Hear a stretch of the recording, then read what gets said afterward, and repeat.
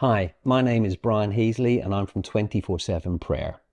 Today we are looking at a beautiful verse the Apostle Paul wrote to the church in Corinth. It says this in 1 Corinthians 3 verse 16.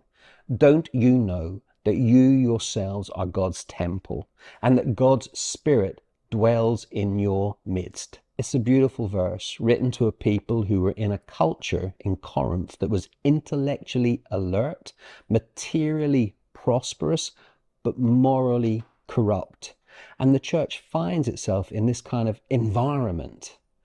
And Paul says, you yourselves are God's temple and God's Spirit dwells in your midst. So Paul is actually speaking to the church. You yourselves are God's temple. And really what he's referring to here is in the Old Testament, we see this beautiful, they call it the Shekinah glory, the glory of God that dwells in a cloud, the glory of God that dwells up a mountain, the glory of God that comes into a temple, the visible manifestation of the presence of God on earth. And Paul knows what he's talking about, and he says this to the church in Corinth: you yourselves are God's temple. You are the visible manifestation of his glory. And we do that by listening. We do that by caring for others. We do that by sharing the gospel and sharing good deeds and kind words. This is how we, the church, are the visible